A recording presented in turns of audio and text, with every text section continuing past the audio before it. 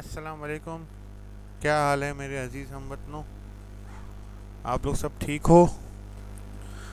आप लोग सबको रमज़ान बहुत बहुत मुबारक। अल्लाह करे कि ये रमज़ान का महीना हमारे लिए बरकत वाला और खैरियत वाला रहे, और ये वबाई अमराज जो हैं इससे हमारी जान छूट जाए।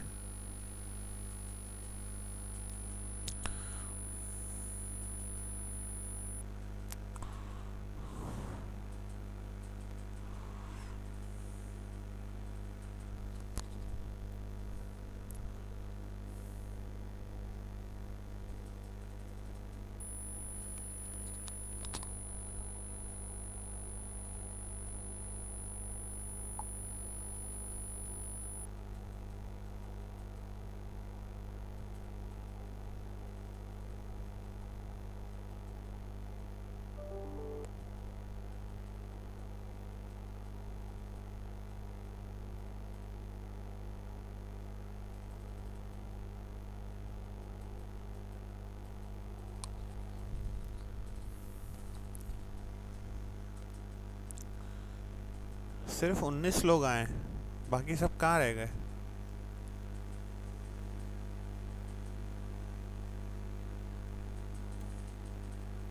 CR1 CR2 आए।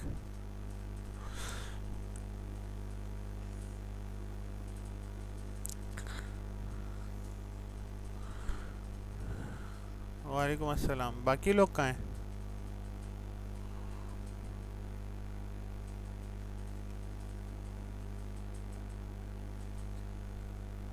ये आप लोगों की वीकडे में पहली क्लास है? हाँ,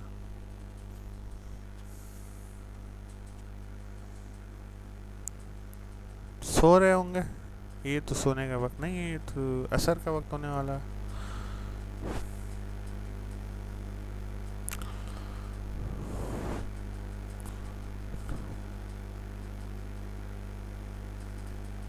भूल गए होंगे। वाह वाह वाह, ज़बरदस्त।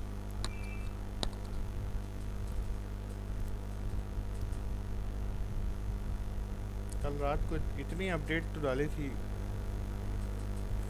पिक्चर भी डाली, टाइम भी डाला, मैसेज भी डाला। भूल गए होंगे, बड़े लोग हैं यार। काम होता है लोगों को बहुत सारा यार। हम फारिग हैं, आप लोग के पास बहुत काम है यार। बिजी लोग हो आप लोग। अच्छा, ये शहवार अहमद वाली क्लास तो नहीं है ना? शहवार अहमद वाली संडे को थी, मंडे को थी। ये तो मुनीबा वाली क्लास है। इसमें एक डॉक्टर है ना?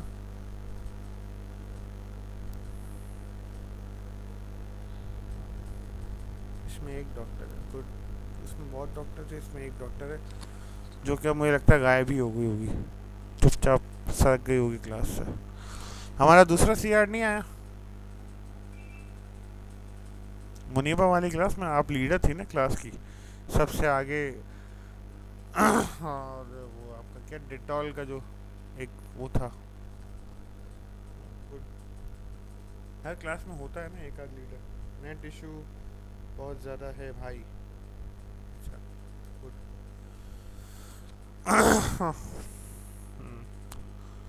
तो क्लास अब आप CR अपनी कितनी क्लासें हो गई, कुछ अंदाज़ा है? 10 हुई हैं, 11 हुई हैं?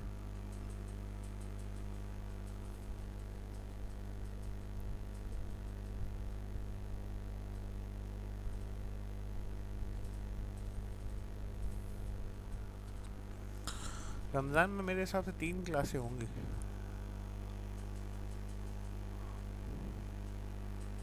या 4 भी हो सकती हैं।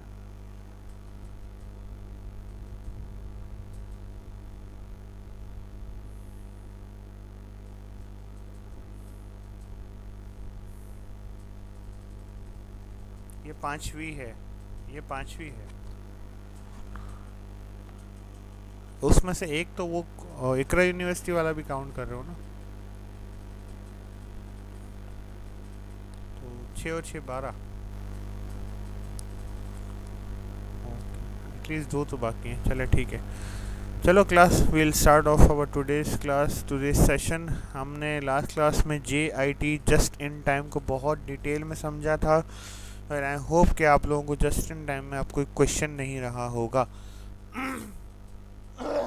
जिस तरह से just in time supplier and manufacturer के दरमियान एक ब्रिज बना लेता है, और सप्लायर एंड मैन्युफैक्चरर के दरमियान एक ऐसा रिलेशनशिप क्रिएट करता है कि जिस पे आप 100% अपने सप्लायर पे डिपेंडेंट होते हो, still you are very eager to do it, still you are very much aware of all the situations, लेकिन आप अपने आप को अपने सप्लायर पे डिपेंडेंट करके अपना सारा काम चला रहे होते हो।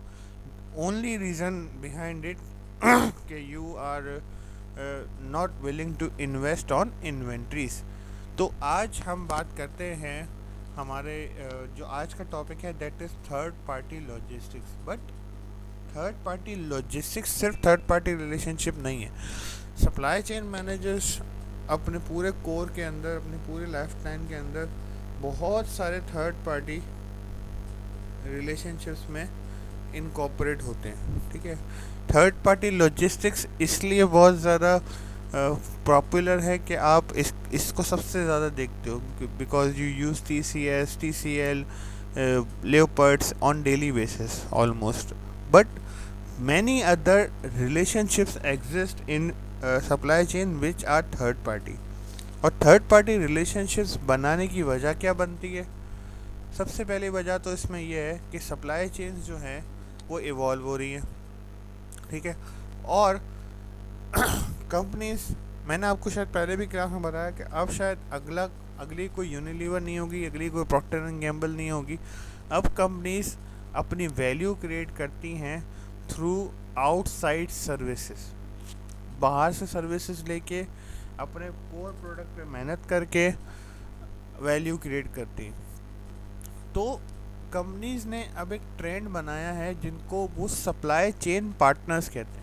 चाहे वो आपका पैकेजिंग पार्टनर हो, चाहे वो आपका रॉ मटेरियल पार्टनर हो, चाहे वो आपका लॉजिस्टिक्स पार्टनर हो, वेयर हाउस पार्टनर हो, मीन्स कि आप सारी चीज़ें, सारे फंक्शंस इन हाउस करने के बजाय सिर्फ अपने कोर फंक्शन पे ध्यान देते हो, अपने कोर फंक्शन पे काम करते हो, और इसके अलावा बाकी सारी चीज़ों को आप दूसरों पे कोलैबोरेशन के ज़रिए, स्ट्रेटेजिक अलायंस के ज़रिए, ये हम अभी आगे बहुत डिटेल में पढ़ेंगे, या ट्रांजैक्शनल रिलेशनशिप के ज़रिए करते रहते हो। तो अब सप्लाई चेन मैनेजर्स का लाइफ लाइन मकसद क्या हो गया? पहला और सबसे इम्पोर्टेंट मकसद कि आपको आपकी सप्लाई चेन के अंदर सक्सेसफुल सप्लाई चेन रिलेशनशिप्स बनाने भी हैं और इम्प्लीमेंट भी करने हैं, क्रिएट भी करने, इम्प्लीमेंट भी करने एंड उनको परसू भी करना है। ठीक है, सिर्फ क्रिएशन से काम नहीं बनता, इम्प्लीमेंटेशन से काम नहीं बनता, आपको परसू भी करना पड़ता है। ठीक है, इसके बाद इन रिलेशनशिप्स को अगर ये ट्रांजैक्शनल से स्टार्ट हुए हैं तो उनको कोलैबोरेशन पे लेके जाना है, और अगर ये कोलैबोरेशन से स्टार्ट हुए हैं तो उनको स्ट्रेटेजिक अलायंस पे लेके जाना है।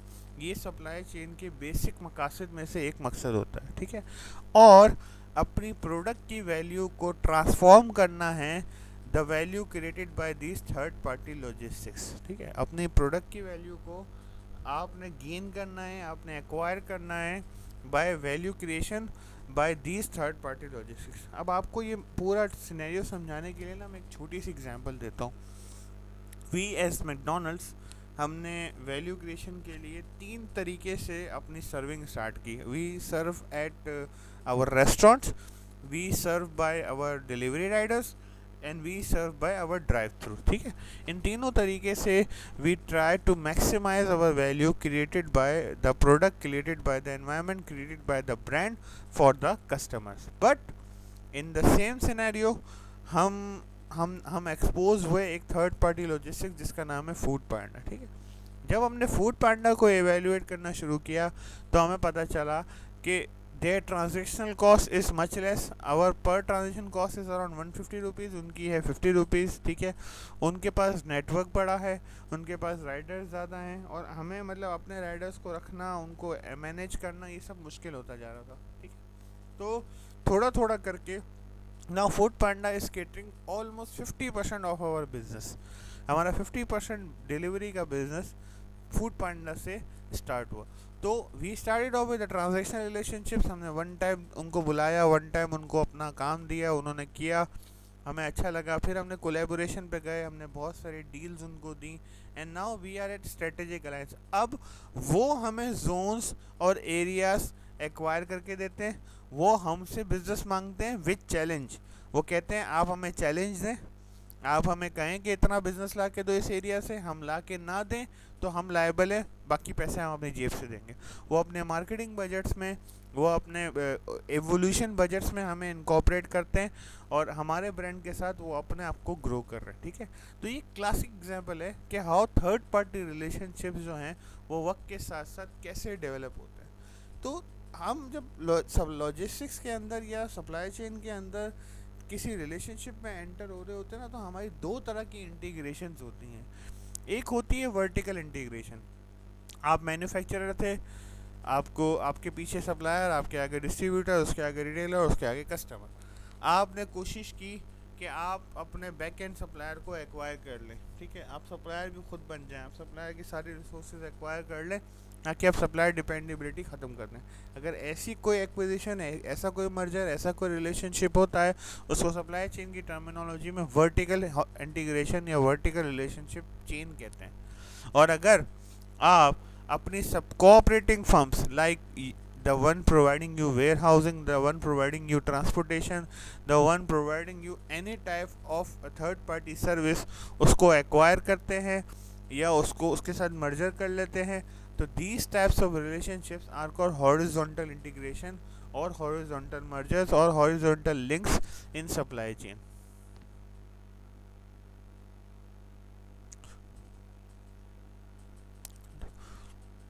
Forward integration and backward integration होती है, बिल्कुल होती है, लेकिन फॉरवर्ड इंटीग्रेशन और बैकवर्ड इंटीग्रेशन को अगर आप समझना चाहें तो आप सिर्फ वर्टिकल रिलेशनशिप को समझ सकते हैं। फॉरवर्ड एंड बैकवर्ड इंटीग्रेशन जितनी भी होती है वो वर्टिकल रिलेशनशिप में होती है। आप डिस्ट्रीब्यूटर एक्वायर करते हो, फॉरवर्ड इंटीग्रेशन, आप सप्लायर एक्वायर करते हो, बैकवर्ड इंटीग्रेशन। बट यहाँ पे रिलेशनशिप बिल्डिंग की बात हो रही है। ठीक है, आप ट्रेडिशनल लिंक बनाते हो अपने रिटेलर, डिस्ट्रीब्यूटर, मैन्युफैक्चरर के दरमियान। मीन्स आपने अपने सप्लायर को इस हद तक एक्वायर कर लिया कि अब वो सिर्फ आपके लिए सप्लाई कर रहे हैं। ठीक है ना, तो this type of relationship is called vertical relationship links. ठीक है, और अगर आपने इस तरीके से एक्वायर किया कि आपका थर्ड पार्टी सप्लायर जो था वो सिर्फ आपके लिए डेडिकेट हो गया, ठीक है, आपके लिए ही वेयर हाउस रखे उसने, आपके लिए ही ट्रांसपोर्टेशन रखी, आपके लिए ही उसने अपना सारा काम किया, तो this type of relationship is called horizontal relationships या हॉरिजॉन्टल लिंकेज। तो इन जब आप इन रिलेशनशिप्स की बात करते हैं ना, तो यू ऑफन कम अक्रॉस कि यार किस टाइप ऑफ रिलेशनशिप में, किस टाइप ऑफ कैरियर के साथ, किस टाइप ऑफ काम के साथ मैं किस टाइप ऑफ इंटेंसिटी रखूँगा, कौन सी इंटेंसिटी, किस तरीके की इंटीग्रेशन, किस तरीके की कोलैबोरेशन मेरे बिजनेस के लिए बेटर ऑफ होगी। बिल्कुल, मैं आपको एक पूरी डिटेल अभी एक एग्जांपल समझाऊंगा इसके ऊपर। ठीक है, तो जो इंटेंसिटी ऑफ इन्वॉल्वमेंट है ना रिलेशनशिप की, वो डिपेंड करती है बहुत सारे फैक्टर्स पे। बट यहाँ पे हम इस इंटेंसिटी को 3 रिलेशनशिप से समझेंगे। ठीक है, नंबर 1 और सबसे कॉमन वो है ट्रांजैक्शनल रिलेशनशिप। उससे थोड़ा सा ऊपर या थोड़ा सा इंटेंस या थोड़ा सा ज़्यादा जो है आप अपने सप्लायर से क्लोज हो जाते हो तो आप बना देते हो कोलैबोरेटिव रिलेशनशिप। और सबसे ज़्यादा स्ट्रॉन्ग एंड सबसे ज़्यादा जो है जिसमें ऑब्लिगेशन या जिसमें सबसे ज़्यादा जिसमें कॉस्ट लगती है या सबसे ज़्यादा जिसमें टाइम लगता है या सबसे ज़्यादा जो लॉन्ग टर्म होता है, उसको कहते हैं हम स्ट्रेटेजिक अलायंस। ठीक है, we'll start off with the first one, that is transactional relationship. Transactional relationship की एक सिंपल सी आसान सी एग्जांपल, आप अपने ग्रॉसरी स्टोर गए, आपने सारा सामान परचेज़ किया, फिर आप गए अपने वेंडर के पास या अपनी जहाँ से आपने पेमेंट करनी है, आपने अपना सारा सामान चेकआउट करवाया, पेमेंट की और वहाँ से निकल गए। ठीक है, इस टाइप ऑफ रिलेशनशिप में ना कोई बाउंडिंग थी, ना कोई कोलैबोरेशन थी, ना आपको कोई उन्होंने स्पेशल डिस्काउंट ऑफ़र किया, ना आपको कोई उन्होंने स्पेशल बेनिफिट ऑफ़र किए, ना एक्सप्रेस ड्राइव थ्रू लेन ऑफ़र की, कुछ भी नहीं किया। आप नॉर्मल एक रिलेशनशिप बिल्ड किया, वन टाइम ट्रांजेक्शन किया और चले गए। अगली मरतबा बेशक आप उस स्टोर पे जाएंगे, लेकिन हो सकता है कि उस काउंटर पे जो आदमी ने आपको सर्व किया हो वो आदमी फिर से ना हो। मीन्स आप अगर इम्तियाज़ गए तो इम्तियाज़ अब्बासी से आपका कोई ताल्लुक नहीं है, आपने एक दफ़ा ट्रांजेक्शन की, ख़त्म हो गया। This type of relationship is called transactional relationship. हम अपनी एग्जांपल जो अभी डिटेल में डिस्कस कर रहे हैं ना, उसमें लेते हैं कि हम एक चिकन मैन्युफैक्चरिंग कंपनी है, या हम एक ऐसी कंपनी है कि जो चिकन बेस्ड प्रोडक्ट बेच रहे हैं, ठीक है। और हमने स्टार्ट किया ट्रांजैक्शनल रिलेशनशिप से। कैसे? आपने अपने एरिया के सप्लायर के पास गए, सर कंपनी का अपना डिस्ट्रीब्यूशन चैनल हो तो वो हॉरिजॉन्टल मानता है, बिल्कुल। अगर कंपनी का अपना डिस्ट्रीब्यूशन चैनल हो तो वो हॉरिजॉन्टल इंटीग्रेशन में आता है और वो हॉरिजॉन्टल लिंकेज में आता है, ठीक है। मुनीबा, मैं अपने माइक के बिल्कुल करीब हूँ और इससे ज़्यादा करीब मैं अपना माइक रख नहीं सकता, तो अब आप चेक करें कि आपको आवाज़ क्यों नहीं आ रही। तो पहला टाइप ऑफ रिलेशनशिप में आप क्या करेंगे? अगर आप चिकन बेस्ड प्रोडक्ट बेच रहे हैं और सपोज़ आपने अपने घर के अंदर कुछ बना के बेचना शुरू किया, छोटे लेवल पे, बहुत लो लेवल का काम है आपका, और 6 8 10 ऑर्डर चाहिए होते हैं दिन में, 3 4 5 केजी आपको चिकन चाहिए, तो आप क्या करेंगे? आप अपने मोहल्ले की दुकान पर जाएंगे, उसके साथ चिकन परचेज करेंगे, उसको पैसे देंगे, घर आ जाएंगे। This is called transactional relationship, ठीक है। अब अल्लाह के करम से आपका पूरा बिज़नेस ग्रो करना शुरू किया और आपने वक्त के साथ साथ आपकी चिकन की सप्लाईज भी बढ़ गई। हर मर्तबा ख़ुद जाना, ख़ुद परचेज़ करना आपके लिए इम्पॉसिबल हो गया। आपने एक वेंडर, एक सप्लायर, एक चिकन की शॉप से आपने कोलैबोरेशन की और आपने उसको कहा कि जब भी मैं आपको फ़ोन करूं, आपने मेरे लिए फ़लाँ फ़लाँ साइज़ में फ़लाँ फ़लाँ चिकन पहुंचा देना है, ठीक है।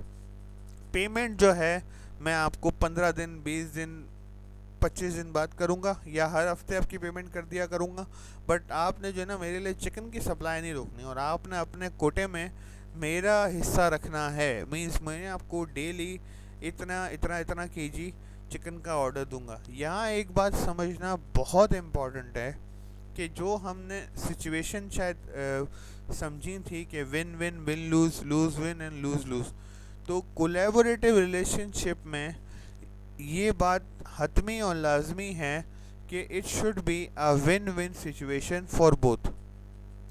सप्लायर के लिए विन विन सिचुएशन क्यों होगी?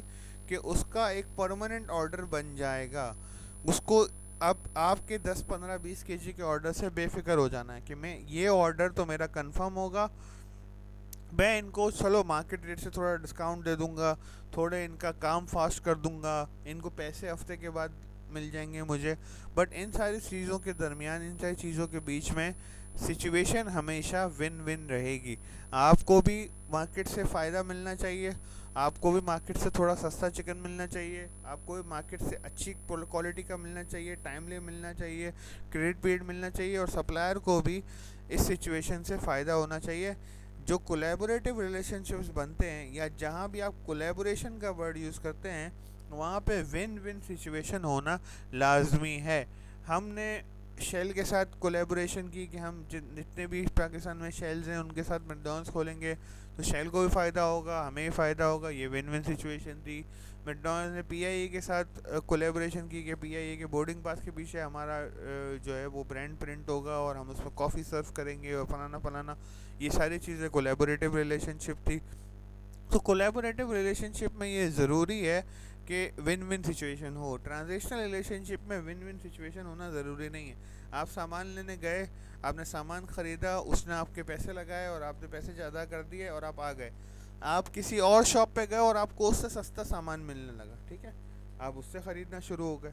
तो विन विन सिचुएशन होना ज़रूरी नहीं है, विन लूज़ भी हो सकती है। आप जीत गए, सप्लायर हार गया, सप्लायर जीत गया, आप हार गया।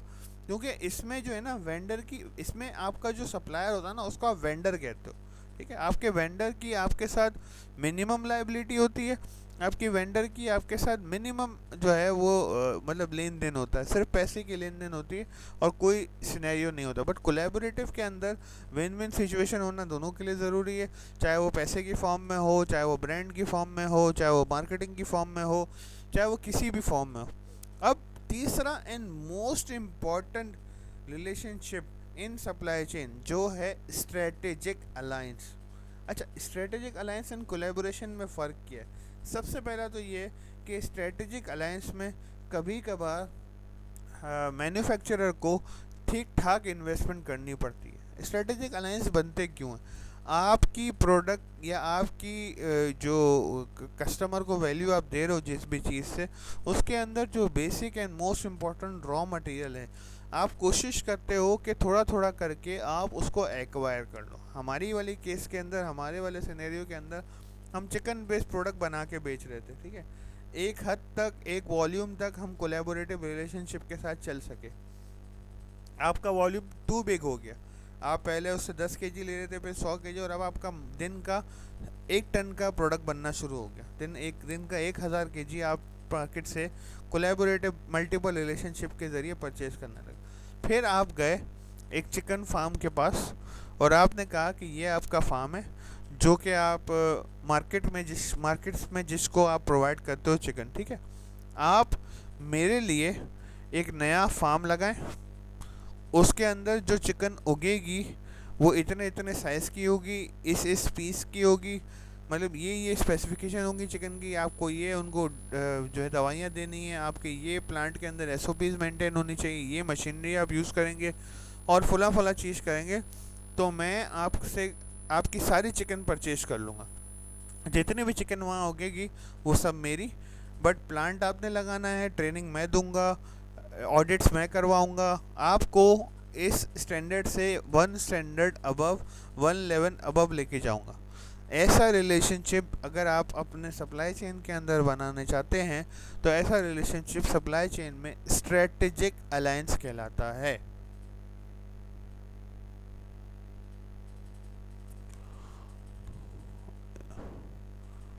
यूज ओन कर ले, नहीं, ओन नहीं करना। स्ट्रेटेजिक अलायंस का मतलब ओनरशिप नहीं होती। आर्म्स लेंथ रिलेशनशिप जो है वो ट्रांजैक्शन रिलेशनशिप होता है। अगर आप आर्म्स लेंथ रिलेशनशिप की बात करते हैं तो वो रिलेशनशिप ट्रांजैक्शन रिलेशनशिप होता है, और स्ट्रेटेजिक अलायंस में आप ओनरशिप नहीं करते।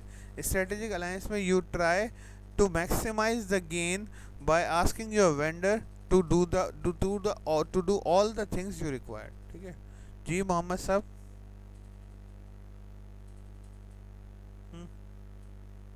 हाँ, नहीं, इसकी ड्यू डेट, टर्म रिपोर्ट की ड्यू डेट आपकी आखिरी क्लास है, जो भी आपकी आखिरी क्लास होगी। अभी तक मुझे नहीं पता आपकी आखिरी क्लास क्या होगी, बट मेरे हिसाब से 3rd वीक ऑफ रमज़ान होगा, तो आखिरी क्लास जो भी आपकी होगी वो आपकी टर्म रिपोर्ट की ड्यू डेट है। हाँ, कभी कुछ कंफर्म नहीं है। 14 हुए तो दो, मतलब मुझे नहीं लगता कि इकरा जो है वो जो एक सेशन आपका जो मैंने इकरा में आके लिया था उसको काउंट कर रहे हैं या नहीं कर रहे। जो भी सिनेरियो है, आपके आखिरी क्लास जो भी होगी ऑटोमेटिकली वो आपकी टर्म रिपोर्ट होगी।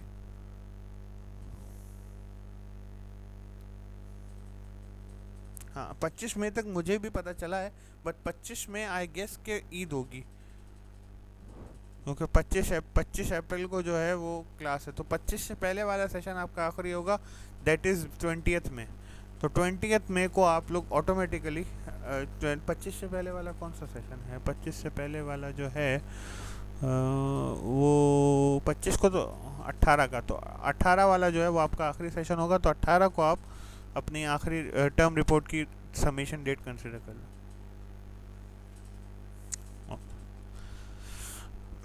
तो स्ट्रेटेजिक अलायंस के अंदर ना सबसे ज़्यादा लायबिलिटी आप अपने सप्लायर पे डालते हो। आप अपने सप्लायर को बहुत ज़्यादा मोटिवेट करते हो और आप अपने सप्लायर को बहुत ज़्यादा पुश करते हो to do the things you require, to do the things according to your requirement, to do the things according to your perspective.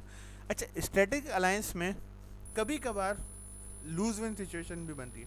Supplier short term में लूज़ करता है, बट सप्लायर स्ट्रेटेजिक अलायंस में आता क्यों है? Strategic alliance में supplier आता है नंबर 1 टू ग्रो। एक छोटे से फार्म से वो एक बहुत बड़ी मल्टीनेशनल कंपनी का वेंडर बन जाएगा या बहुत बड़ी मल्टीनेशनल कंपनी का सप्लायर बन जाएगा, तो उसको आगे एवेन्यूज़ नज़र आ रहे होते हैं। आगे ये नज़र आ रहा होता है कि यार मेरा business slow and steady but बहुत तेज़ी से ग्रो करेगा, जो कि मैं लोकल मार्केट से ग्रो नहीं कर सकता, नंबर 1। नंबर 2, उसको एवेन्यूज़ मिलते हैं डाइवर्सिफिकेशन के लिए। अब उसने जब आपके साथ काम करना शुरू किया तो उसके लिए नई राहें खुली। उसने देखा कि यार चिकन को तो सिर्फ मैं ब्रीड नहीं कर सकता, मैं एग के साथ क्या कर सकता हूँ, मैं एग की ब्रीडिंग के साथ क्या कर सकता हूँ, मैं चिकन को सिर्फ ब्रीड नहीं करूँ, मैं कट भी करूँ, पैक भी करूँ, लोकल मार्केट में भी भेजूँ। तो जितने भी आपको छोटे ब्रांड बड़े होते हुए नज़र आए हैं, चाहे वो TCS है, चाहे वो TCL है, चाहे वो ल्यूपर्ड है, चाहे वो KNN है, चाहे वो बिग बर्ड है, ये सारे रिजल्ट हैं स्ट्रेटेजिक अलायंस का। इन्होंने किसी एक कंपनी के साथ या मल्टीपल कंपनीज के साथ स्ट्रेटेजिक अलायंसेस की, और वक्त के साथ साथ उस स्ट्रेटेजिक अलायंस ने उनको पे ऑफ किया, और उस पे ऑफ के बेस पे आज वो इतने बड़े ब्रांड या इतनी बड़ी कंपनीज बनी हैं। जितने भी डिस्ट्रीब्यूटर्स आपको आज नज़र आ रहे हैं, चाहे वो अबू दाऊद हो, चाहे वो साया हो, चाहे वो जो भी हो, वो सारे के सारे स्ट्रेटेजिक अलायंस का रिजल्ट है। उन्होंने एक दुकान से, एक शॉप से, एक गोडाउन से स्टार्ट किया, एक कंपनी को पकड़े रखा, और वक्त के साथ साथ उन्होंने अपने आप को और अपने बिजनेस को ग्रो किया, तो आज वो एक ब्रांड बन के सामने आए हैं। तो आपके रिलेशनशिप्स के अंदर किन चीज़ों से आपको सबसे ज़्यादा फ़र्क पड़ता है, ठीक है? तो सबसे ज़्यादा एंड सबसे इम्पॉर्टेंट चीज़ जो आपके रिलेशनशिप में सप्लायर के साथ ज़रूरी है वो है ड्यूरेशन। आपका रिलेशनशिप लॉन्ग टर्म होना चाहिए। शॉर्ट टर्म रिलेशनशिप्स जो हैं शॉर्ट टर्म गेम्स के लिए ज़रूरी होते हैं। शॉर्ट टर्म गेन ना सप्लायर को कोई ख़ास फ़ायदा देता है, ना कस्टमर को कोई ख़ास फ़ायदा देता है, और अल्टीमेटली जो है ऐसे रिलेशनशिप कंपनीज को ले डूबते हैं, ठीक है? फिर ऑब्लिगेशन, कितनी ऑब्लिगेशंस आपने अपने सप्लायर पे डाली हैं, कितनी एक्सपेक्टेशंस आप अपने सप्लायर से रखते हो, क्या चीज़ आपने सप्लायर पे रखी है, क्या चीज़ आप खुद पैदा कर रहे हो, ठीक है? इन सब चीज़ों को, इन सारे अल्फाजों को समझने के लिए ना मैं एक और एग्जांपल देता हूँ आपको। कोक एंड मैकडोनल्ड्स या पेप्सी एंड KFC, क्या कोलैबोरेशन है? No, they are strategic alliance, ठीक है? और ये इस हद तक का स्ट्रेटेजिक अलायंस है कि दुनिया में जहाँ भी KFC खुलेगा वहाँ देल सर्व पेप्सी, एंड दुनिया में जहाँ भी मैकडोनल्ड्स खुलेगा वहाँ देल सर्व कोक। तो ये इतना बड़ा स्ट्रेटेजिक अलायंस करने की ज़रूरत क्या है? दो ब्रांड्स हैं कि जिनको पता है कि हम दोनों एक दूसरे की ज़रूरत है, ठीक है? जो बंदा मैकडोनल्ड्स खाएगा उसको उसके साथ ड्रिंक चाहिए, और जो बंदा ड्रिंक कंज्यूम करता है वो ज़्यादातर खाने के साथ करता है। तो अब ऐसे स्ट्रेटेजिक अलायंस में कोक हमारे साथ पार्टनरशिप नहीं है, कोक हमारे साथ वेंडर नहीं है, कोक हमारा कस्टमर भी है, कोक हमारा सप्लायर भी है, कोक हमारा क्वालिटी एनालिस्ट भी है। कोक हमसे क्वालिटी ऑडिट्स भी करता है, कोक हमारे अनप्रेडिक्टेड ऑडिट भी करता है, कोक हमारे रेस्टोरेंट्स को उसने बंद भी करवाया है पानी की क्वालिटी के ऊपर, ठीक है? नॉट इन पाकिस्तान बट दुनिया में ऐसा हुआ है। तो आपकी इंटेंसिटी ऑफ इन्वॉल्वमेंट, आपके सप्लायर की आपके बिजनेस में इंटेंसिटी ऑफ इन्वॉल्वमेंट इन सारे फैक्टर्स पे डिपेंड करती है कि आप उसके साथ किस हद तक इंटरेक्ट एंड कम्युनिकेट करते हैं, आप कोऑपरेशन में किस तरीके से उसके साथ काम कर रहे हैं, आप अपने प्लानिंग गोल्स उसके साथ शेयर करते हैं। हम हर महीने अपने प्लानिंग गोल्स अपने स्ट्रेटेजिक अलायंसेस के साथ शेयर करते हैं कि अब ये हालत है, आगे ये होने वाला है, हम ये करने जा रहे हैं, आप रेडी हों या आप बैक ऑफ करें या आप अपनी प्रोडक्शन कम करें, हम नहीं आगे आपकी प्रोडक्शन ले पाएंगे। फिर अपनी परफॉर्मेंस एनालिसिस उसकी भी करते हैं, और परफॉर्मेंस एनालिसिस अपनी भी शेयर करते हैं कि how did you perform the last year and what were the key factors and what were the key hindrances and how will you go ahead. और इसके बाद आप उसके साथ बेनिफिट्स एंड बर्डन शेयरिंग करते हैं। बेनिफिट शेयरिंग तो बहुत आसान है, आपका बिजनेस ग्रो किया, आपने उसको बोनस दे दिए, आपने उसको एक्स्ट्रा इनकम दे दी, आपने उसको टोकन मनी दे दिया, एंड बर्डन्स भी शेयर करते हो। जब स्ट्रेटेजिक अलायंस बना लिया आपने, या जब आप कोलैबोरेशन से थोड़ा ऊपर चले गए, तो आपका सप्लायर आपकी बर्डन शेयरिंग भी कर रहा होता है। अगर आपकी कंपनी लॉस में है तो वो भी लॉस बेयर कर रहा होता है। आपकी कंपनी के साथ अगर हेयर डेज आए होते हैं तो वो आपके साथ शेयर कर रहा होता है, आपको चीज़ें सस्ती दे रहा होता है, थोड़ा सा नुकसान बर्दाश्त कर रहा होता है, आपके लिए जो सर्विसेज रखी होती हैं या जो लोग डेडिकेट किए होते हैं उनको सैलरीज दे रहा होता है, उनको नहीं निकालता, और आपके साथ हेयर डेज गुजार लेता है। तो जब अच्छे दिन गुजारता है आपका सप्लायर आपके साथ, तो बुरे दिन भी आपके साथ ही गुजारता है। तो आपको एक सक्सेसफुल सप्लाई चेन रिलेशनशिप को डेवलप करने और इम्प्लीमेंट करने के लिए इन 6 स्टेप्स से होके गुजरना होता है। अगर किसी भी कंपनी के अंदर आप सप्लाई चेन रिलेशनशिप बिल्डअप करने जा रहे हो और आपको नज़र आता है कि हम XYZ वेंडर के साथ एक स्ट्रेटेजिक अलायंस बनाने जा रहे हैं, तो इन 6 बेसिक स्टेप्स से आपको गुजरना होता है। और इन 6 बेसिक स्टेप्स के ऊपर ही आप उसके ऊपर एक सस्टेनेबल सप्लाई चेन रिलेशनशिप बना सकते हो। ठीक है, मैंने वर्ड यूज़ किया है सस्टेनेबल। ठीक है, सस्टेन करना है उसको शॉर्ट टर्म में नहीं छोड़ देना, उससे सिर्फ गेन लेके उसको फारिग नहीं कर देना, उसके साथ मतलब लूज लूज सिचुएशन नहीं बनानी। सबसे पहली बात कि आप उसके साथ स्ट्रेटेजिक असेसमेंट करते हो। स्ट्रेटेजिक असेसमेंट का क्या मतलब है कि आप पहले जाते हो और चेक करते हो कि इस सप्लायर के अंदर पोटेंशियल भी है या नहीं। ठीक है, आप जिस सप्लायर को चूज़ कर रहे हो वो हो सकता है कोलैबोरेशन में आपके साथ बहुत अच्छा काम कर रहा हो, लेकिन कोलैबोरेशन के अलावा वो आपके साथ ठीक ठाक काम करने के लिए तैयार ना हो, उसके पास मार्केटिंग मसल ना हो, उसके पास लोग ना हो, उसकी कोई बाउंडिंग हो। बहुत सारे सप्लायर्स आपको ऐसे मिलेंगे कि जो रिस्क नहीं लेना चाहते, बहुत सारे सप्लायर्स आपको ऐसे मिलेंगे कि जो ज़्यादा बर्डन नहीं बर्दाश्त कर सकते, बहुत सारे सप्लायर्स आपको ऐसे मिलेंगे कि जो ज़्यादा प्रेशर में काम नहीं कर सकते। ठीक है, तो ऐसे सप्लायर्स की आपने स्ट्रेटेजिक असेसमेंट करनी है। आप लॉन्ग टर्म में देखें कि उसने पहले कितना काम किया है, कितना काम आपने उसको दिया है, कितने परसेंट उसका काम ठीक रहा है, कितने परसेंट। तो आपको ना स्ट्रेटेजिक असेसमेंट करनी पड़ती है अपनी जो आपको सर्विस चाहिए उससे रिलेटेड, एंड सप्लायर्स जो अवेलेबल हैं मार्केट में उसके अगेंस्ट। कितने सप्लायर्स अवेलेबल हैं और कितनी सर्विसेज आपको चाहिए उनसे, इन दोनों को आप इवेल्युएट करते हो। इस फॉर्मूला को, इस क्राइटेरिया को हम कहते हैं स्ट्रेटेजिक रिलेशनशिप। फिर आप करते हो डिसीजन टू फॉर्म रिलेशनशिप। फिर आप ये बात करते हो कि अब मैंने XYZ सप्लायर के साथ स्ट्रेटेजिक अलायंस में या कोलैबोरेटिव रिलेशनशिप में जाना है, तो अब मैं अपनी उसकी कोर कॉम्पिटेंसीज को एवेल्युएट करूँगा। कोर कॉम्पिटेंसीज के एवेल्युएशन का क्या मतलब है? सबसे पहली बात तो आप देखोगे कि उसकी एक्सपर्टीज़ क्या है, जो प्रोडक्ट जो काम आपको उससे करवाना है या आप उससे समझते हो करवा लोगे, क्या वो काम करने का एक्सपर्ट भी है। या ऐसा तो नहीं है कि जब तक आप उसको काम दे रहे थे वो सस्ते में मार्केट से काम करवा के आपको दिए जा रहा था।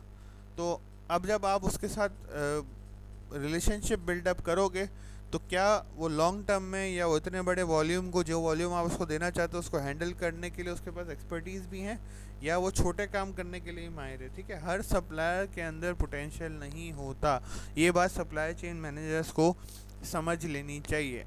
अभी मैं नाम नहीं ले सकता, थोड़ा सा क्रूशल पार्ट है, बट मैकडॉनल्ड्स ने एक ऐसी ही गलती की है।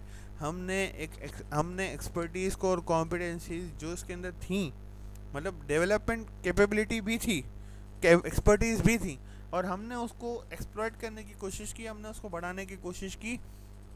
वो बहुत बड़ा नाम है कंपनी में, वो बहुत बड़ा नाम है मार्केट में, and that supplier failed. And वो फेल क्यों हुआ? वो सिर्फ इसलिए फेल हुआ कि उसकी एक्सपर्टीज़ लिमिटेड थी। हमने उसको आउट ऑफ वे जाके सपोर्ट करने की कोशिश की, बट उसकी एक्सपर्टीज़ चूँकि लिमिटेड थी वो एक हद तक ही बढ़ सका। जी मोहम्मद साहब।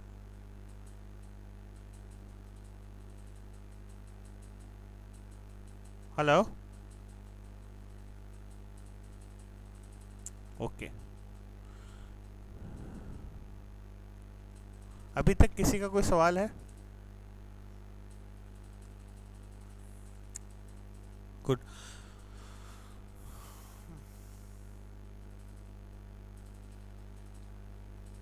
ये अमीन साहब नॉट येट भी लिख के भेज रहे हैं, वाह। ये कौन है जी? आपका कोई सवाल?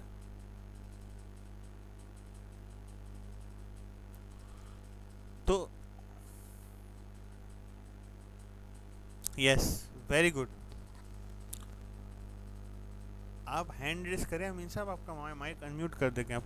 Can't expertise increase, very good question. देखो, एक्सपर्टीज कभी इंक्रीज एंड डिक्रीज नहीं होती, फैसिलिटीज इंक्रीज और डिक्रीज हो सकती। एक आपका सप्लायर है जो किसी एक काम में, जो काम आपसे उससे कराना चाहते हो, उसका एक्सपर्ट है, ठीक है। एक्सपर्टीज इंक्रीज या डिक्रीज नहीं हो सकती। हाँ, फैसिलिटी इंक्रीज या डिक्रीज हो सकती। पहले आप उससे 100 केजी का काम करवा रहे थे, वो आपको 100 केजी का करके दे रहा था।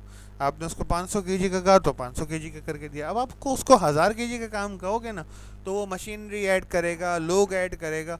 एक्सपर्टी बेसिक होनी चाहिए, क्योंकि देखो ये सप्लाई चेन के अंदर एक बहुत कॉमन फिनोमेना है कि एक सप्लायर आपके पास आएगा जो आपको कहेगा कि मैं आपका जनरल ऑर्डर सप्लायर बनने को तैयार हूँ, हर काम मैं आपका करके दे दूँगा। छोटे लेवल तक तो ये चलता है कि ना, थोड़े लेवल तक हफ्ते में 1 ट्रांजेक्शन, महीने में 4 ट्रांजेक्शन, महीने में 5 ट्रांजेक्शन तक तो ये चल सकता है। लेकिन आप अपनी कोर कॉम्पिटेंसी उठा के दे दो, महीने की 1000 ट्रांजेक्शन उठा के दे दो, तो वो घबरा जाएगा। क्यों? क्योंकि वो एक्सपर्ट नहीं था उस काम के लिए, उसकी एक्सपर्टीज नहीं थी उस काम के लिए, वो थर्ड पार्टी से लेके कर रहा था। अब थर्ड पार्टी की भी एक लिमिट होती है, जब तक खुद उसका अपना गोदाम ना हो, अपना कारखाना ना हो, अपने लोग ना हो, उसको उस काम की 0 से 100 तक सब चीज़ें पता ना हो, तब तक वो उस काम का एक्सपर्ट नहीं कहलाएगा। नंबर 1। नंबर 2, यहाँ पे वो बात आ जाती है स्ट्रेटेजिक फिट की। स्ट्रेटेजिक फिट हमने समझा था कि आपकी बिजनेस स्ट्रेटेजी आपकी सप्लाई चेन स्ट्रेटेजी के साथ कोलैबोरेट कर रही हो। इसी तरह अब वेंडर रिलेशनशिप में आपकी सप्लाई चेन स्ट्रेटेजी उसकी बिजनेस स्ट्रेटेजी के साथ कोलैबोरेट कर रही हो। आपकी सप्लाई चेन स्ट्रेटेजी कहती है कि मैं रिस्पॉन्सिव सप्लाई चेन हूँ, मैं प्रोडक्ट तब बनाऊंगा कि जब मेरे पास ऑर्डर आएगा। तो ऐसा ही क्या वो सप्लायर भी कर सकता है? अगर यस, तो this is a strategic fit between you and your supplier. And third, ability to invest. देखो, सप्लायर वेंडर रिलेशनशिप में ना बहुत दफ़ा आप as manufacturer, as wholesaler, as distributor, आप बहुत दफ़ा इन्वेस्टमेंट करते हो अपने सप्लायर के अंदर, लेकिन सप्लायर के पास भी मसल होना चाहिए इन्वेस्ट करने का। आप तो इन्वेस्ट करोगे, लेकिन अपनी कैपेसिटीज़ को, अपने प्रोडक्ट को बढ़ाने के लिए, अपने लोगों को रखने के लिए, अपने लोगों को सैलरीज देने के लिए उसके पास मसल होना चाहिए। तो इन 3 चीज़ों की बेस पे बेसिकली कोर कॉम्पिटेंसीज बहुत सारी हो सकती हैं, product to product, supplier to supplier, business to business, बहुत सारी चीज़ें वेरी करेंगी। बट ये 3 कोर चीज़ें हैं, ये 3 मेन चीज़ें हैं कि जिस पे आप अपने सप्लायर को एवेल्युएट करते हो when you are going to form a relationship. इसके अंदर जो ड्राइवर्स, मतलब मैंने आपको कहा ना, बहुत सारे ड्राइवर्स, आप बहुत सारे फैसिलिटेटर इंक्लूड कर सकते हो कि एसेट कॉस्ट एफिशिएंसी है नहीं है। आपने थर्ड पार्टी रिलेशनशिप में जाना ही इसलिए कि आपको कॉस्ट एफिशिएंसी चाहिए। तो क्या आपका सप्लायर आपको कॉस्ट एफिशिएंसी ला के दे सकता है?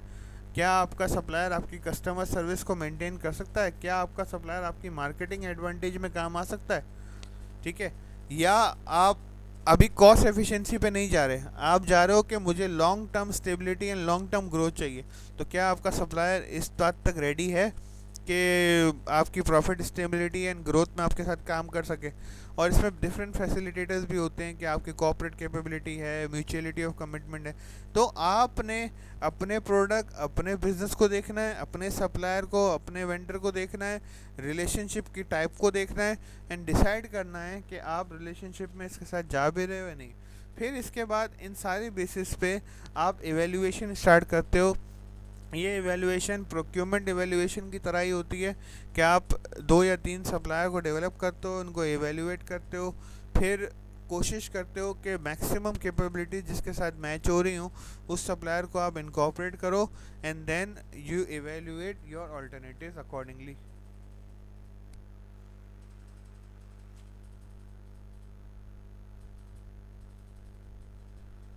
जी अशरफ रसूल।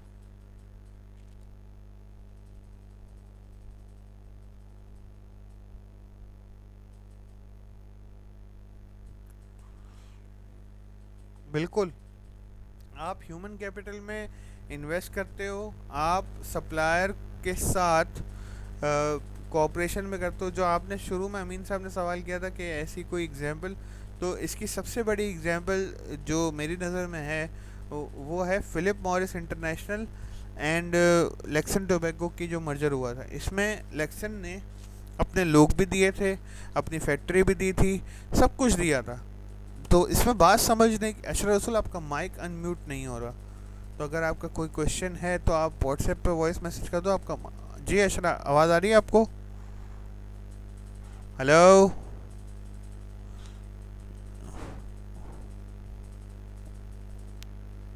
गई भैंस पानी में। इतनी मेहनत के बाद गलती से एंड्रॉइड वगैरह, चलो खैर। तो आप थर्ड स्टेप में अपने ऑल्टरनेटिव्स को इवेल्युएट करते हो, ठीक है। आप कोशिश करते हो कि जो मैक्सिमम आपके कैपेबिलिटीज़ के साथ मैच कर रहा हो, आप उस सप्लायर को या उस वेंडर को डेवलप करो, उस वेंडर के साथ ही कोलैबोरेटिव रिलेशनशिप बनाओ। फिर आप सिलेक्शन के क्राइटेरिया पे चले जाते हो। ये वो पॉइंट है कि जहाँ आपकी साइनिंग हो रही है, जहाँ आपकी सेरेमनी साइन हो रही है, जहाँ आपका कॉन्ट्रैक्ट साइन हो रहा है। तो यहाँ पे एक बहुत इम्पॉर्टेंट पॉइंट, एक बहुत इम्पॉर्टेंट फैक्टर जो है सप्लाई चेन मैनेजर आपको याद रखना चाहिए, वो है टू मैक्सिमाइज योर बाय इन। अच्छा, ये बाय इन का जो कॉन्सेप्ट है ना, ये पोकर से आया है, टेक्सास होल्डम पोकर से बाय इन का कॉन्सेप्ट आया है। तो अगर जो खेलता है उसको अंदाज़ा होगा, नहीं तो मैं आपको समझा दूं कि जब आप टेबल पे बैठते हो, ठीक है, जब आप सप्लायर के सामने टेबल पे बैठते हो, you try to maximise your buy in. आप कोशिश करते हो कि जितनी ज़्यादा मैं शर्तें आज मनवा लूँ, आज ही बेहतर है। साइन हो गया ना एक मरतबा कॉन्ट्रैक्ट साइन हो गया, एक मरतबा ऑफिशियल स्टेटमेंट पास ऑन हो गया, इसके बाद बहुत मुश्किल होता है किसी भी चीज़ को मनवाना, महीनों लग जाते हैं। इससे अप्रूवल आएगी, उससे अप्रूवल आएगी, रीजनल की अप्रूवल मिलेगी, तो आप होगा। आपको अपनी जितनी भी शर्तें मनवानी है, आपको कस्टमर सर्विस की शर्तें हैं, आपको लॉन्ग टर्म रिलेशनशिप की शर्तें हैं, आपको ह्यूमन एक्सपर्टीज़ की शर्तें हैं, सर्विस लेवल की हैं, इन्वेस्टमेंट की हैं, पर ईयर कॉस्ट की हैं, वेरिएबल कॉस्ट की है, फिक्स कॉस्ट की, जितनी भी आपकी समझ में आती हैं और जितनी भी आप समझते हो कि ये प्रोफेशनली ठीक है, आप उन शर्तों को सिलेक्शन के वक्त बाय इन करवाते हो, आप उन शर्तों को सिलेक्शन के वक्त मनवाते हो। जॉब का इंटरव्यू भी जब आप देने जाते हो और फाइनल इंटरव्यू होता है ना, तो वो पॉइंट होता है आपकी सारी बातें डिस्कस करने का, क्योंकि उसके बाद जो अगर आपको वादे दिए गए ना, तो वो वादे कभी पूरे नहीं होंगे, वादे कभी वफा नहीं होंगे। उस वक्त, उस पॉइंट पे जिस वक्त आप साइन कर रहे हो अपना कॉन्ट्रैक्ट या अपना ज्वाइनिंग लेटर, उस वक्त मैक्सिमम चीज़ों को अप्रूव करवाओ। इसी तरह जब पार्टनर्स का सिलेक्शन कर रहे हो, तो उस वक्त मैक्सिमम चीज़ों को अप्रूव करवा लो। इसके बाद होता है स्ट्रक्चर ऑपरेटिंग मॉडल, कि आपका आपके सप्लायर के साथ ऑपरेटिंग मॉडल क्या होगा, ऑपरेशंस किस तरह चलाओगे। क्या आप उसके साथ अपनी प्लानिंग शेयर करोगे एंड देन वो आपका काम करेगा, या जॉइंट ऑपरेटिंग कंट्रोल होगा, जिस तरह से JIT में होता है कि जैसे आपकी प्रोडक्शन स्टार्ट हुई आपने उसको इंटीमेट कर दिया, जैसे आपकी प्रोडक्शन बंद हुई आपने उसको इंटीमेट कर दिया। सही है, कम्युनिकेशन चैनल्स के साथ काम करोगे, मींस दोनों के दरमियान कोई एक प्रॉपर कम्युनिकेशन चैनल होगा। अब कम्युनिकेशन चैनल कैसे बन सकता है, या तो उसका एक बंदा आपके ऑफिस में बैठे या आपका एक बंदा उसके ऑफिस में बैठे, इस तरीके से भी आप इफेक्टिव एंड स्ट्रॉन्ग कम्युनिकेशन बना सकते हो। फिर सबसे ट्विस्ट एंड टर्न वाला जो रिलेशनशिप होता है when you are into a relationship with your supplier और वेंडर, वो होता है रिस्क एंड रिवॉर्ड शेयरिंग। आप अपने सप्लायर को बाउंड कर देते हो कि यार मैं एक ब्रांड हूँ, मैंने आपके साथ काम कर लिया, अब आपके साथ मेरा जो ऑपरेटिंग मॉडल होगा ना, वो रिस्क एंड रिवॉर्ड शेयरिंग होगा। फॉर एग्जांपल मैकडोनल्ड्स जो है वो अपने जो रेस्टोरेंट्स एक्वायर करता है लीज के थ्रू, उसमें वो रिस्क रिवॉर्ड शेयरिंग के साथ करता है। मींस कोई परमानेंट या कोई फिक्स रेंट नहीं होता, परसेंटेज ऑफ सेल्स होती है, इतनी सेल्स होगी तो आपको इतने परसेंट मिल जाएगा।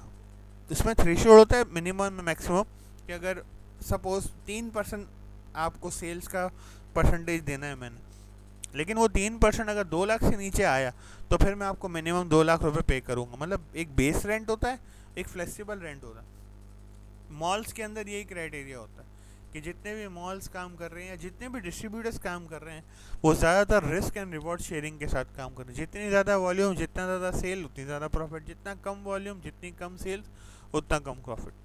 फिर इसके अंदर ट्रस्ट एंड कमिटमेंट मॉडल भी होता है कि आप एक दूसरे पर ट्रस्ट करते हो, कमिटमेंट्स पे काम करते हो, उसकी कॉन्ट्रैक्ट स्टाइल होता है, आप स्कोप ऑफ रिलेशनशिप डिफाइन करते हो, या आप फाइनेंशियल इन्वेस्टमेंट मॉडल पे काम करते हो। आप कहते हो कि यार या तो मैं आपके साथ फाइनेंशियल इन्वेस्टमेंट कर लूँ और या मैं आप मेरे साथ फाइनेंशियल इन्वेस्टमेंट कर लें और उसका एक फ़िक्स रिटर्न हम बांध लें कि वो आपको देना लाजमी होगा। तो ये ऑपरेटिंग मॉडल्स होते हैं जो आप अपने सप्लायर के साथ बाउंड करते हो। और स्टेप 6, जब आपने मॉडल भी फाइन कर लिया, जब आपने सप्लायर सेलेक्ट भी कर लिया, रिलेशनशिप बिल्डअप भी कर लिया, अब आप जाते हो उस रिलेशनशिप की इम्प्लीमेंटेशन पे एंड कंटिन्यूस इम्प्रूवमेंट मॉडल पे। आप उस सप्लायर के साथ रिलेशनशिप इम्प्लीमेंट कर लेते हो एंड आप कोशिश करते हो कि कंटिन्यूस इम्प्रूवमेंट में काम करो। आप जैसे खुद अपने आप को डेवलप कर रहे हो, जैसे खुद इवॉल्व हो रहे हो, वैसे ही आप अपने सप्लायर को भी डेवलप करो, सप्लायर को भी इवॉल्व करो एंड देन लॉन्ग टर्म में वो आपके साथ जिस तरीके से आप चाहते हो ना उसी तरीके से काम करता रहे। ठीक है, तो थर्ड पार्टी लॉजिस्टिक्स का ज़रूरत क्यों पड़ी? ठीक है ना, अपने लॉजिस्टिक्स ऑर्गेनाइजेशन को supply chain partners and facilitators पे कन्वर्ट करना है। मींस बहुत सारी कंपनीज के साथ पहले ऐसा सिनेरियो था कि 4-5 फैक्ट्रियाँ या 4-5 ब्रांड के साथ काम कर रहे हैं, तो उन्होंने अपनी लॉजिस्टिक्स ऑर्गेनाइजेशन फाउंड की हुई। लेकिन लॉजिस्टिक्स रखना, चलाना एंड मेंटेन करना बहुत हेफ्टी अफेयर है। और जिसके साथ ग्रोथ मॉडल पे काम हो रहा नहीं हो रहा, क्यों? क्योंकि एक बेसिक चीज़ से समझाता हूँ मैं आपको कि यार आपने एक बंदा रखा 25,000 रुपये पे, हर साल उसको 10% इंक्रीमेंट दे रहे हो ना, 10 साल के अंदर उसकी सैलरी कोई 50,000 60,000 क्रॉस कर जाएगी। क्या आप उससे 50-60 हज़ार वाला काम ले रहे हो या अभी भी वो ड्राइवर ही है? ऐसा बहुत सारी फैक्ट्रीज में, बहुत सारे सिनेरियोज में हमने देखा होगा। पिछली कंपनी में लेक्सन में हमारा जो शिफ्ट ड्राइवर था उसकी सैलरी को 70-80 हज़ार रुपये आती थी, हालांकि वो काम 15,000 रुपये वाले का कर रहा था। ठीक है ना, तो ये एक सिनेरियो है, ये एक डायमेंशन। ऐसे बहुत सारी चीज़ें होती हैं कि जिनका डायरेक्ट ताल्लुक एक्सपेंशन से होता है। आपकी सर्विस कॉस्ट है, फैसिलिटी कॉस्ट है, वेयर हाउसिंग कॉस्ट है, ट्रांसपोर्टेशन कॉस्ट है, यूटिलिटी कॉस्ट है। तो क्या आप इन सब चीज़ों को इनकी राइट तरीके से काम ले रहे हो? क्या उनकी कॉस्ट और उनका काम बराबर है? If yes then you are on right track, if no then you are not. Promotions भी होती हैं, एक्सप्रेशन नहीं, ये बात मैनेजमेंट स्टाफ पे काउंट नहीं कर रहा, मैं नॉन मैनेजमेंट स्टाफ की बात कर रहा हूँ। ठीक है ना, इलेक्शन में भी ऐसा ही हुआ था कि बहुत सारे ड्राइवर्स, बहुत सारे क्लीनर जिनकी सैलरी 70-80 हज़ार रुपये हो गई। अब ड्राइवर की 70-80 हज़ार रुपये सैलरी, क्योंकि वो 25-25 साल से ड्राइवर। अब क्या आप उनसे वो 25-30 हज़ार वाले बंदे से क्या 70-80 हज़ार वाला काम ले रहे हो? क्या उनको सुपरवाइज़र बना रहे हो? आपके पास जगह ही नहीं है, क्योंकि आप एक लिमिटेड, लेकिन आप एक लॉजिस्टिक्स कंपनी हो कि जिसके पास एक ह्यूज बल्कि ऑपरेशन है, जिसका ऑपरेशन हर साल 10-20% बिजनेस के साथ ग्रो कर रहा है, तो आप ऐसे लोगों को खपा सकते हो, ऐसे लोगों को यूटिलाइज कर सकते हो। तो ये फॉर्मेशन बनी थर्ड पार्टी लॉजिस्टिक्स की। अच्छा, ये कंटिन्यूस इम्प्रूवमेंट मॉडल है, ये आपको ज़्यादा समझने की ज़रूरत नहीं है। इसमें ये बताते हैं कि सप्लाई चेन वैल्यू कैसे बढ़ती है, कस्टमर वैल्यू रिसर्च से, प्रोसेस मैनेजमेंट से, स्टैटिस्टिकल कंट्रोल से। ये बहुत सारी चीज़ें ऐसी हैं कि जो आप रूटीन लाइफ में देखते रहो। स्टैटिस्टिकल प्रोसेस कंट्रोल क्या होते हैं? 6 सिग्मा आपने पढ़ा होगा, 3 सिग्मा, 2 सिग्मा, 6 सिग्मा। ठीक है ना, तो ये कंटिन्यूस इम्प्रूवमेंट मॉडल है, ये आपके काम का नहीं। हम बात करते हैं थर्ड पार्टी लॉजिस्टिक्स से। अच्छा, आज तक हम थर्ड पार्टी लॉजिस्टिक्स को सिर्फ ट्रांसपोर्टेशन या वेयर हाउसिंग के लिए ही समझते थे। आज हम उसकी थोड़ी और डायमेंशन समझेंगे। अच्छा, थर्ड पार्टी लॉजिस्टिक्स जो है उनको हम कॉन्ट्रैक्ट लॉजिस्टिक्स या आउटसोर्सिंग के नाम से भी जानते हैं। तो थर्ड पार्टी लॉजिस्टिक्स या थर्ड पार्टी लॉजिस्टिक्स प्रोवाइडर किस किस तरीके से काम करते हैं? सबसे पहला एंड सबसे कॉमन, ट्रांसपोर्टेशन बेस। वो आपके लिए ट्रांसपोर्टेशन अरेंज करते हैं, वो आपके लिए ट्रांसपोर्टेशन डिफाइन करते हैं। दूसरा वेयर हाउस डिस्ट्रीब्यूशन बेस, तीसरा फॉरवर्डर बेस, चौथा फाइनेंशियल बेस एंड पांचवा इंफॉर्मेशन बेस। सबसे पहला एंड सबसे कॉमन ट्रांसपोर्टेशन बेस की थर्ड पार्टी लॉजिस्टिक्स जो है वो आपको ट्रांसपोर्टेशन प्रोवाइड करती है, वो आपके प्रोडक्ट को एक पॉइंट से उठा के दूसरे पॉइंट तक ले जाने की सर्विस प्रोवाइड करती है। अच्छा, इसमें जो है दो तरीके की ऑफरिंग्स आपके पास अवेलेबल होती हैं, एक होती है लेवरेज और एक होती है नॉन लेवरेज। लेवरेज 3PLs क्या होते हैं कि एक आपके फैक्ट्री के साथ एक पठान की दुकान है कि जिसके पास जो आपको लॉजिस्टिक्स प्रोवाइड कर रहा है, आप उससे गाड़ी मांगते हो, वो गाड़ी वो बाज़ार में खड़ी हुई गाड़ी लेके आता है और आपके साथ काम करता है, ठीक है। उसकी अपनी कोई गाड़ी नहीं होती, वो डिफरेंट कंपनीज के साथ डिफरेंट लोगों के साथ काम कर रहा होता है। ऐसे 3PLs लेवरेज 3PLs कहलाते हैं। और कुछ और मोस्ट कॉमनली यूज्ड बड़ी कंपनीज के साथ वो होते हैं नॉन लेवरेज। आपने देखा होगा बहुत सारी गाड़ियों पे ब्रांडिंग हुई हुई होती है, जैसे ऑयल टैंकर्स होते हैं उन पर ब्रांडिंग हुई हुई होती है, हेस्कॉल, टोटल, PSO। क्या ये सारे PSO ओन्ड होते हैं? क्या ये सारे टोटल ओन्ड होते हैं? नहीं, एक आध गाड़ी ओन होती है, बाकी सारी गाड़ियाँ आउटसोर्स होती हैं। लेकिन ऐसे 3PLs नॉन लेवरेज 3PLs कहलाते हैं कि जिनको कंपनी बाउंड करती है कि अपने ही एसेट्स यूज़ कर सको आप, या कंपनी के एसेट यूज़ कर सकते हो आप। मतलब मेरी कंपनी के एसेट यूज़ कर सकते हो या अपने एसेट यूज़ कर सकते हो, जिनमें प्रॉपर ब्रांडिंग हो। और इस ब्रांडिंग का या इस बाउंडिंग का फ़ायदा क्या? देखो, अगर एक हेस्कॉल कंपनी है और अपनी ब्रांडेड ट्रक्स पे ही काम कर रही है ना, तो उसको पता है कि जितने इसके ट्रक्स चल रहे हैं ना, उनकी वीकली चेकलिस्ट हो रही है, वीकली मेंटेनेंस हो रही है, वीकली जो है उनको चेक किया जा रहा है।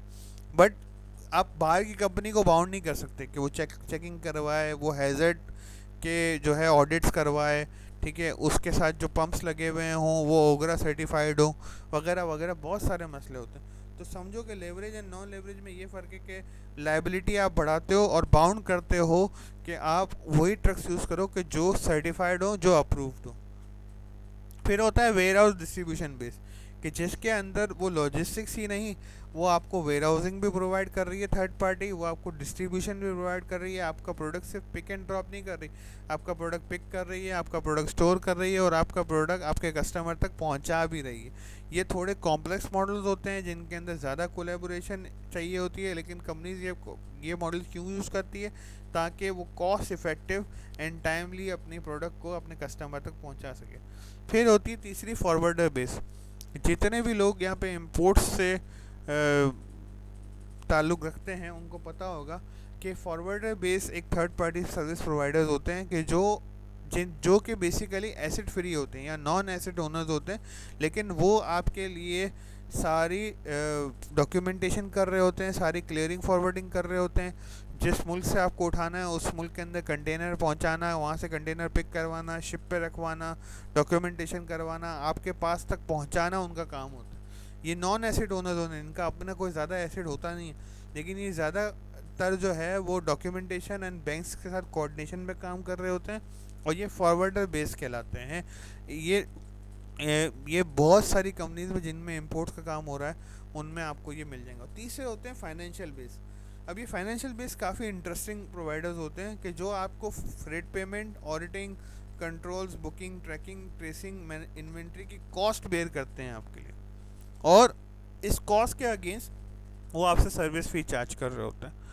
ये ये ह्यूज फाइनेंशियल इंस्टीट्यूशंस होते हैं कि जो लीगली अपने पैसे को मार्केट में रोल करना चाहते हैं, और ये बड़ी कंपनीज के साथ कोलैबोरेट करते हैं फाइनेंस बेस सर्विस प्रोवाइड करने के लिए।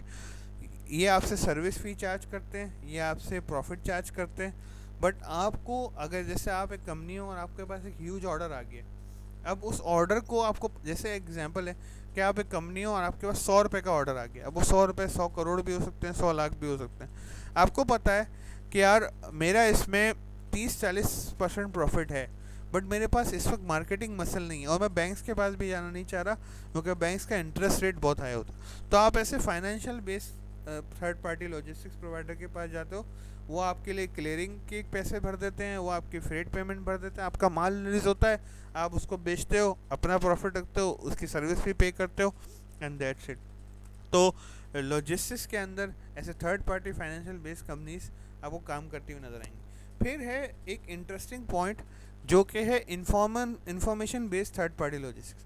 आपको पता है कि आपको क्रेडिट कार्ड कंपनी से फ़ोन कैसे आता है कि यार हम आपको एक क्रेडिट कार्ड ऑफ़र कर रहे हैं। आपका डेटा एक थर्ड पार्टी कंपनी बैंक्स को बेचती है।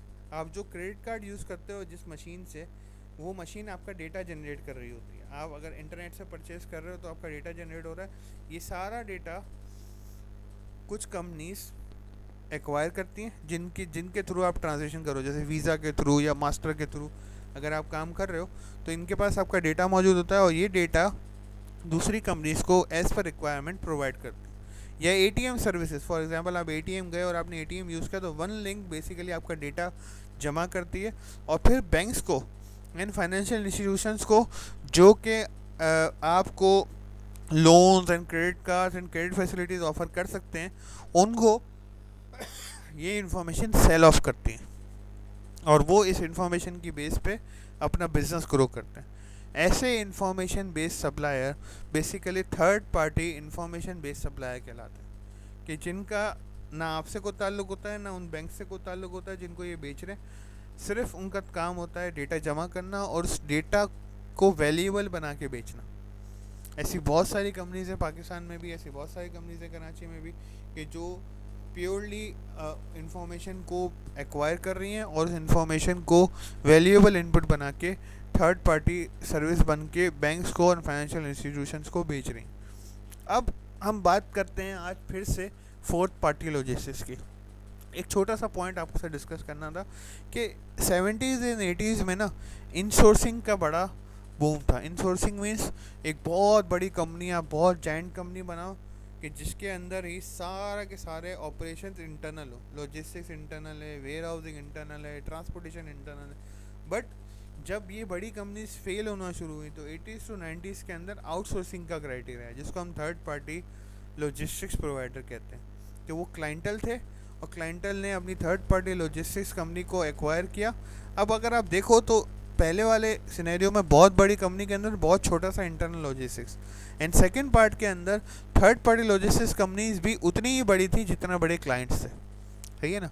लेकिन 2000s के बाद हमें फोर्थ पार्टी लॉजिस्टिक्स का क्राइटेरिया मिलना शुरू हुआ। फोर्थ पार्टी लॉजिस्टिक्स बेसिकली करती क्या, वो क्लाइंट की बेस पे कहीं थर्ड पार्टी लॉजिस्टिक्स प्रोवाइडर, कहीं आईटी सर्विस प्रोवाइडर, कहीं second party logistics provider decide करती। मींस आपने एक फोर्थ पार्टी लॉजिस्टिक्स कंपनी को हायर कर लिया तो वो आपकी पूरी दुनिया का ऑपरेशन संभालेगी। फिर क्लाइंट को सिर्फ फिक्र करनी है तो करनी है अपनी प्रोडक्शन की।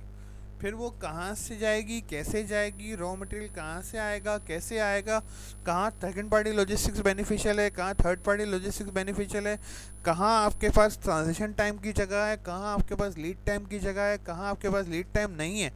ये सारे scenarios fourth party logistics internally चला रही होती है आपकी गिवन इन्फॉर्मेशन की बेस पे। जो इन्फॉर्मेशन आप उसको देते हो, जो प्रोडक्शन प्लान आप उसको देते हो, जो ग्रोथ प्लान आप उसको देते हो, उसकी बेस पे फोर्थ पार्टी लॉजिस्टिक्स आपके बेस पे, आपके बिहाफ पे डिसाइड कर रही होती है। अब आप लोग सवाल करें, ये कौन है? शहरियार अफ्तारी भी बनानी है? अच्छा ठीक है जनाब, जिसने अफनारी बनानी है वो चला जाए। जी निदा,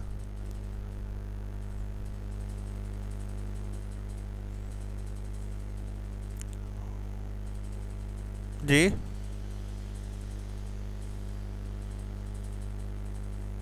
हम्म हम्म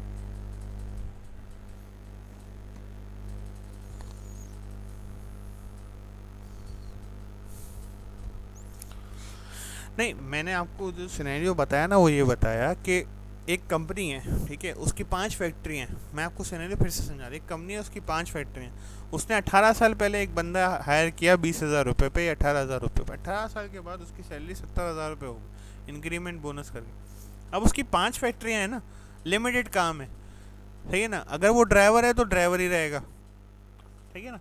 तो इस स्कोप, ये मैंने एक एग्जांपल दी, एक डायमेंशन दी कि ऐसा benefits of scope local companies नहीं उठा सकती।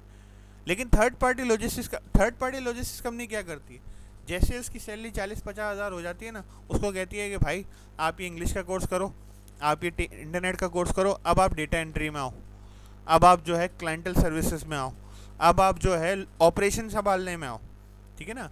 देखो ड्राइवर ज़िंदगी भर दिमाग से ड्राइवर ही रहता है। उसको अगर आप बोलो ना ज़िंदगी भर गाड़ी चलाता रहे, वो बुढ़ा हो जाएगा, मर जाएगा, ड्राइवर ही करता है। उसको आगे बढ़ने की कोई चाह नहीं है क्योंकि उसको सैलरी मिल रही है। और आपके पास कोई ऐसा इतना बड़ा ऑपरेशन नहीं है कि आप उसको एब्जॉर्ब कर सको, ठीक है ना। लेकिन थर्ड पार्टी लॉजिस्टिक्स कंपनी के पास बहुत बड़ा ऑपरेशन होता है, उसको एक फ्लीट दे देते हैं कि भाई ये 7 8 10 ट्रक है, इसकी जिम्मेदारी आपकी, इसका ऑपरेशन आप देखो।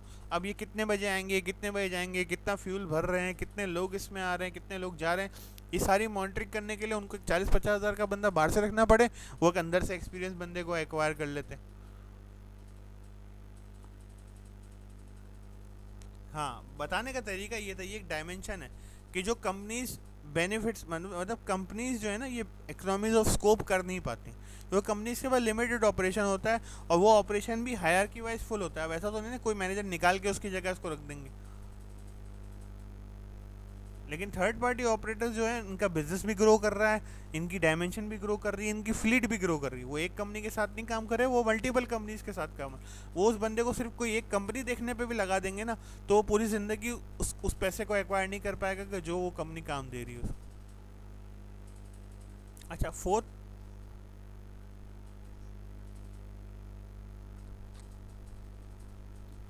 देखो फोर्थ पार्टी लॉजिस्टिक्स को जो ना मतलब कंफ्यूज होने की ज़रूरत नहीं है। फोर्थ पार्टी लॉजिस्टिक्स कर क्या रहा है?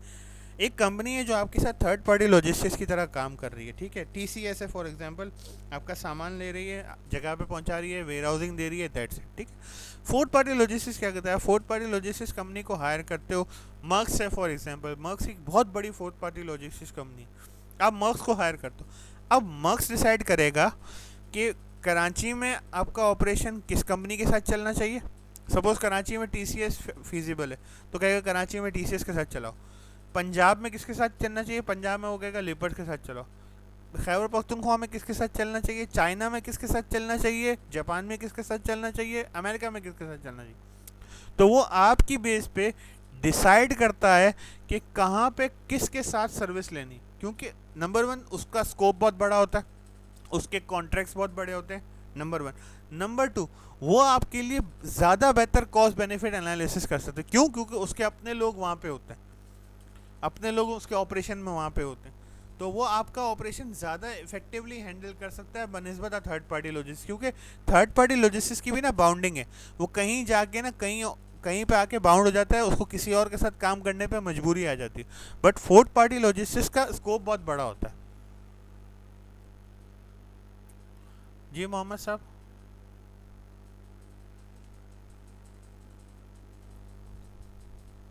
थोड़ा ज़ोर से बोलना।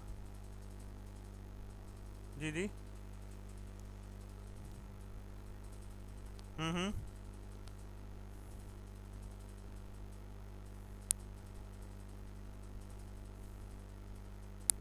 हम्म।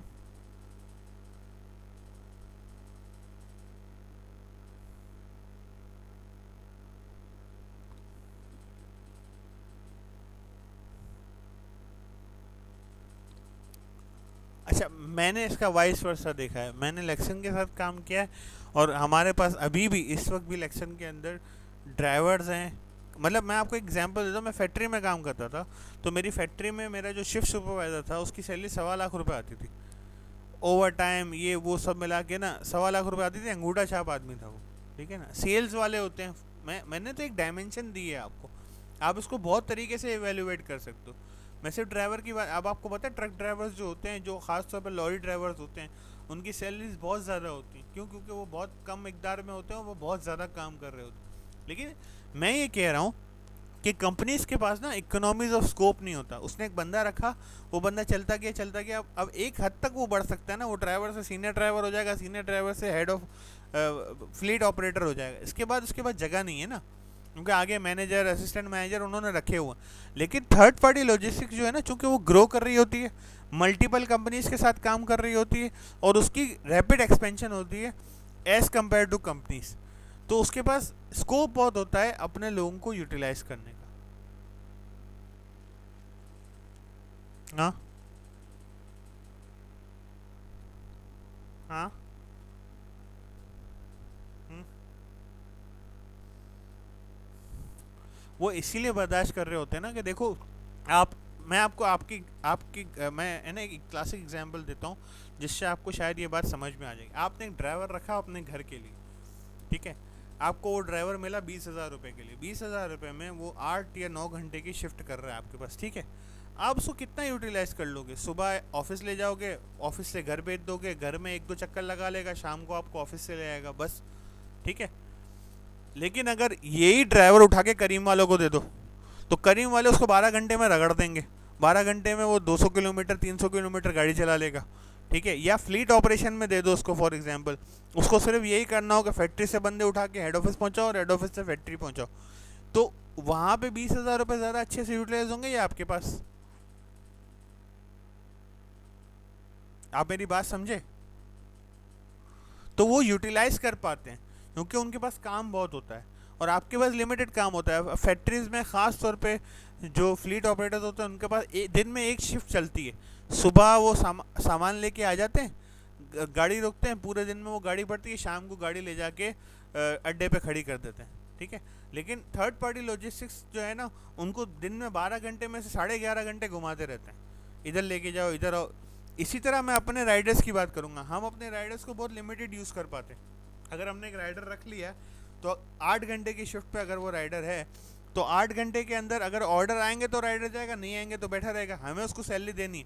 बट फूड पांडा वाले चूँकि बहुत सारे लोगों के साथ काम कर रहे हैं ना, बहुत सारे आउटलेट्स के साथ काम कर रहे हैं, तो उनके पास ऑर्डर गिरते रहते हैं और राइडर आते जाते रहते हैं। इससे राइडर का भी फ़ायदा होता है, फूड पांडा का भी फ़ायदा होता है। बात समझे आप? Okay, thank you so much class. इंशाल्लाह जो है अगले हफ्ते मुलाकात करते हैं। आपको अब जो भी सवाल है ना, आप जो है वो व्हाट्सएप पे कर दें, क्योंकि अब वो आईटी वालों का मैसेज आ गया, वो किसी भी वक्त लाइन ड्रॉप कर देंगे। जिसका भी जो भी सवाल है वो व्हाट्सएप पे मैसेज कर दे, मैं उसको उसी वक्त अभी जवाब देता हूँ, ठीक है। Thank you so much.